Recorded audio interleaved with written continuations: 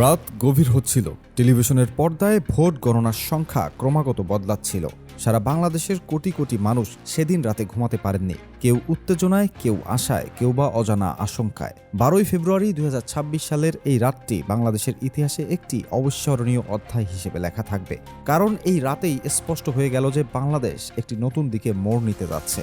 এমন একটি দিক যা অনেকের কাছে স্বপ্নের মতো, আবার অনেকের কাছে অভাবনীয়। সকাল 8টায় যখন ভোট কেন্দ্রগুলো খুলেছিল তখন কেউ জানতো না এই দিনটি কিভাবে শেষ হবে। টেকনাফ থেকে তেতুলিয়া, রূপসা থেকে বাথুরিয়া, সমগ্র বাংলাদেশ জুড়ে মানুষ সারিবদ্ধভাবে দাঁড়িয়েছিল নিজেদের গণতান্ত্রিক অধিকার প্রয়োগ করতে। কিন্তু এই নির্বাচনের একটি বিশেষত্ব ছিল যা আগের কোনো নির্বাচনে দেখা যায়নি, সেটি হলো নীরবতা। হ্যাঁ, বাংলাদেশের নির্বাচনে সহিংসতার যে চিরচারিত ইতিহাস, সেই ইতিহাস এবার ভেঙে গেল। প্রফেসর মোহাম্মদ ইউনূস যখন মাস কয়েক আগে বলেছিলেন যে তিনি শতাব্দীর শ্রেষ্ঠ নির্বাচন করে দেখাবেন, তখন অনেকেই সন্দেহ প্রকাশ করেছিলেন। সমালোচকরা বলেছিলেন এটা সম্ভব নয়। বাংলাদেশের রাজনৈতিক সংস্কৃতিতে সুষ্ঠু নির্বাচন একটি দুরূহ স্বপ্ন। কিন্তু 12ই ফেব্রুয়ারির সন্ধ্যায় যখন শেষ ভোটটি গণনা হচ্ছিল, তখন সবাই স্বীকার করতে বাধ্য হলেন যে প্রফেসর ইউনূস তার কথা রেখেছেন। একটি পরিসংখ্যান দেখলেই বিষয়টি পরিষ্কার হয়ে যায়। 1991 সালে বাংলাদেশের প্রকৃত গণতান্ত্রিক নির্বাচন শুরু হয়েছিল। তার আগে ছিল সেনা শাসন, বাকশাল এবং হ্যাঁ ভোটের নামে প্রহসন। 1991 সালের সেই ঐতিহাসিক নির্বাচনকালীন সহিংসতায় প্রায় 49 জন মানুষ প্রাণ হারিয়েছিলেন। 1996 সালেও বহু মানুষ নিহত হয়েছিলেন, যদিও সঠিক সংখ্যাটি কোথাও নথিভুক্ত করা হয়নি। 2001 সালে 50 জনেরও বেশি মানুষ মারা গিয়েছিল নির্বাচন কেন্দ্রিক সংঘর্ষে। 2008 সালে 21 জন, 2014 সালে 115 জন, 2018 সালে 20 থেকে 22 জন এবং 2024 সালে 18 জন নিহত হয়েছিল। কিন্তু 2026 সালের 12ই ফেব্রুয়ারি নির্বাচনের দিন একজনও নিহত হননি। এই তথ্যটি যখন প্রথম প্রকাশিত হলো, অনেকেই বিশ্বাস করতে চাইলেন না। বাংলাদেশের ইতিহাসে, এমনকি উপমহাদেশের ইতিহাসে এটি একটি বিরল ঘটনা। ব্রিটিশ শাসন থেকে শুরু করে পাকিস্তান আমল, তারপর স্বাধীন বাংলাদেশ, কোথাও এত শান্তিপূর্ণ নির্বাচনের নজির খুঁজে পাওয়া যাবে না। এখন প্রশ্ন হলো, এই নির্বাচনে কে জিতল? উত্তরটা অনেকের কাছে চমকপ্রদ হতে পারে। রাতের অন্ধকার যখন ধীরে ধীরে কেটে যাচ্ছিল, ভোট গণনার ফলাফল যখন একটি নির্দিষ্ট দিকে ঝুঁকছিল, তখন স্পষ্ট হয়ে গেল যে জামাত ইসলামী বাংলাদেশ এই নির্বাচনে বিজয়ের দ্বারপ্রান্তে। বিএনপি যখন অনেক আগেই ময়দান ছেড়ে দিয়েছিল, জামাত তখন ইস্পাত কঠিন দৃঢ়তা নিয়ে রাজপথে ছিল, ভোট কেন্দ্রে ছিল, প্রতিটি গণনা টেবিলে ছিল। আমিরে জামাত ডক্টর শফিকুর রহমান এই বিজয়ের আগেই একটি জরুরি নির্দেশনা দিয়েছিলেন যা সবাইকে অবাক করেছে।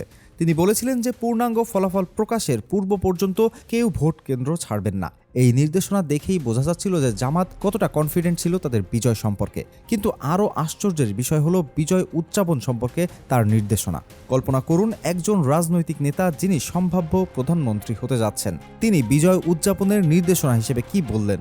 মিছিল না, স্লোগান না, উচ্ছ্বাস তাও না, তিনি বললেন সেজদা। হ্যাঁ, তিনি বললেন যে মহান আল্লাহ রব্বুল ইজ্জত যদি একান্ত মেহেরবানিতে মজলুমদেরকে বিজয় দান করেন, তাহলে আমরা সবাই সেজদায় যাব, মহান আল্লাহ তাআলার শুকর আদায় করব এবং জাতির সেবার জন্য তার সাহায্য কামনা করব। এই বক্তব্য অনেককে ভাবিয়ে তুলেছে। বাংলাদেশের রাজনীতিতে সাধারণ বিজয়ী দল রাস্তায় নামে, মিছিল করে, স্লোগান দেয়, কখনো কখনো পরাজিতদের উপর হামলা চালায়। কিন্তু এখানে একজন নেতা বলেছেন যে বিজয়ের মুহূর্তে তিনি সেজদায় অবনত হতে চান, বিজয় মিছিল করতে চান না। একজন মানুষ কতটা ভালো হলে, কতটা আদর্শবান হলে, কতটা মুত্তাকি হলে বিজয়ের উত্তেজনা তাকে স্পর্শ করতে পারে না, এটা ভাববার বিষয়। আমিরে জামাত আরও স্পষ্ট করে বলেছেন যে কোনো পরাজিতদের উপর কোনো প্রতিশোধ নেওয়া হবে না। একদম ঠান্ডা মাথায় দেশ পরিচালনা করা হবে। কোনো সন্ত্রাস, কোনো অপকর্ম, কোনো বিচ্ছিন্ন কর্মকাণ্ড হতে দেওয়া যাবে না। সজাগ দৃষ্টি থাকবে সবকিছুর ওপর। এই নির্বাচনের আরেকটি উল্লেখযোগ্য দিক ছিল জুলাই জাতীয় সনদ বাস্তবায়নের উপর গণভোট। জনগণ শুধু তাদের প্রতিনিধি নির্বাচন করেননি, তারা একটি নির্দেশনামূলক সনদকেও সমর্থন জানিয়েছেন। এই গণভোটও শান্তিপূর্ণ এবং সুশৃঙ্খলভাবে সম্পন্ন হয়েছে। প্রধান উপদেষ্টা প্রফেসর মোহাম্মদ ইউনূস নির্বাচন শেষে জাতির প্রতি কৃতজ্ঞতা জানিয়েছেন। তিনি বলেছেন যে সমগ্র জাতি এই নির্বাচনকে শান্তিপূর্ণ, সুশৃঙ্খল এবং উৎসব মুখর পরিবেশে সম্পন্ন করেছে।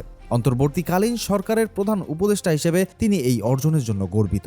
এই নির্বাচন প্রফেসর ইউনূসকে বাংলাদেশের ইতিহাসে একটি বিশেষ স্থানে নিয়ে গেছে। অনেকে বলেছেন তিনি জিয়াউর রহমানকেও ছাড়িয়ে গেছেন একজন সফল রাষ্ট্রনায়ক হিসেবে। একটি পতিত ফ্যাসিবাদী শক্তির পরে একটি অত্যন্ত কঠিন রাজনৈতিক পরিস্থিতিতে এত বড় একটি নির্বাচন সুষ্ঠুভাবে সম্পন্ন সত্যি একটি অসাধারণ কৃতিত্ব। অবশ্য কিছু বিচ্ছিন্ন ঘটনা ঘটেছে। শেরপুরে একজন জামায়াত নেতাকে হত্যা বলে অভিযোগ উঠেছে বিএনপির কিছু সদস্যের বিরুদ্ধে। কিছু জায়গায় জাল ভোট দেওয়ার চেষ্টা হয়েছে বলেও খবর পাওয়া গেছে, কিন্তু সামগ্রিক চিত্রটি অভূতপূর্বভাবে শান্তিপূর্ণ ছিল। নির্বাচন কেন্দ্রিক বড় ধরনের কোনো সহিংসতা ঘটেনি, যা উল্লেখ করার মতো। সেনাবাহিনীর ভূমিকাও এই নির্বাচনে অত্যন্ত প্রশংসনীয় ছিল। আমিরে জামাত এবং প্রফেসর ইউনূস উভয়ই সেনাবাহিনীর অবদানের কথা স্বীকার করেছেন। অনেকে বলেছেন সেনাবাহিনীর এই ভূমিকা ইতিহাসের পাতায় স্বর্ণাক্ষরে লেখা থাকবে। এখন সবার মনে একটাই প্রশ্ন, জামাত ইসলামী সরকার গঠন করলে বাংলাদেশের ভবিষ্যৎ কেমন হবে? আমিরে জামাতের বক্তব্য অনুযায়ী তারা একটি ওয়েলফেয়ার স্টেট গঠন করতে চান, একটি রাষ্ট্র যেখানে সবাই তাদের অধিকার ফিরে পাবে। যোগাযোগ ব্যবস্থা থেকে শুরু করে অবকাঠামোগত উন্নয়ন, সবকিছুতে একটি মহাশিল্প বিপ্লব ঘটানোর স্বপ্ন তারা দেখছেন। বেকারত্ব দূর করার প্রতিশ্রুতি দিয়েছেন তারা। কেউ কেউ বলছেন বাংলাদেশ হয়ে যাবে সিঙ্গাপুর বা দক্ষিণ কোরিয়ার মতো একটি উন্নত রাষ্ট্র। এই দাবি কতটা বাস্তবসম্মত হবে সেটা সময় বলে দেবে। তবে একটি কথা সত্য যে জামায়াত এই নির্বাচনে এসেছে একটি স্পষ্ট ভিশন নিয়ে, এবং জনগণ সেই ভিশনকে সমর্থন দিয়েছে। গত কয়েক মাস ধরে মূলধারার মিডিয়ায় জামায়াতের খবর খুব কমে এসেছে। কোনো পত্রিকা, কোনো টেলিভিশন চ্যানেল তাদের কথা বলেনি, কিন্তু সোশ্যাল মিডিয়ায়, বিশেষ করে ইউটিউবে বিভিন্ন চ্যানেলে জামায়াতের খবর মানুষের কাছে পৌঁছে দিয়েছে। টেকনাফ থেকে তেতুলিয়া, রূপসা থেকে বাথুরিয়া, প্রতিটি জায়গার খবর মানুষ জেনেছে এই অনলাইনের মধ্য দিয়ে। মানুষ মোটিভেটেড হয়েছে, আস্থা রেখেছে এবং আল্লাহর উপর ভরসা করেছে। এই নির্বাচনের মধ্য দিয়ে বাংলাদেশের রাজনৈতিক দৃশ্যপট সম্পূর্ণ বদলে গেছে। আওয়ামী লীগ নেই ময়দানে, বিএনপি অনেক আগেই পিছু হেঁটেছে। জামায়াত ইসলামী এখন দেশের সর্বোচ্চ শক্তিশালী রাজনৈতিক শক্তি হিসেবে আবির্ভূত হয়েছে। তবে এই বিজয় মানেই যে সবকিছু শেষ তা নয়। আমিরে জামায়াত নিজেই বলেছেন যে এই বিজয় ধরে রাখতে হবে এবং মানুষকে সেই স্বপ্নের বাংলাদেশ উপহার দিতে হবে। এটা একটি শুরু, শেষ নয়। সামনে অনেক চ্যালেঞ্জ আছে, অনেক কাজ আছে। প্রফেসর ইউনূসের অন্তর্বর্তীকালীন সরকার তাদের দায়িত্ব সফলভাবে পালন করেছে।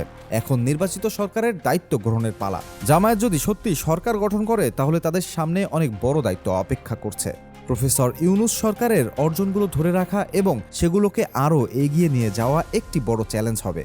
অনেকে বলছেন প্রফেসর ইউনূস যদি আরও 5 বছর থাকতেন তাহলে দৃশ্যপট আরও বদলে যেত, কিন্তু গণতন্ত্রের নিয়ম মেনে তিনি নির্বাচন দিয়েছেন এবং জনগণকে তাদের প্রতিনিধি বেছে নেওয়ার সুযোগ দিয়েছেন। এটাই গণতন্ত্রের সৌন্দর্য।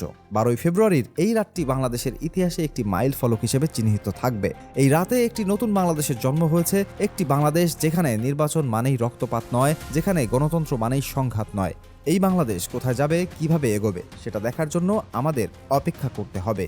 কিন্তু আপাতত একটা কথা বলা যায়, শতাব্দীর শ্রেষ্ঠ নির্বাচন সত্যিই হয়ে গেছে।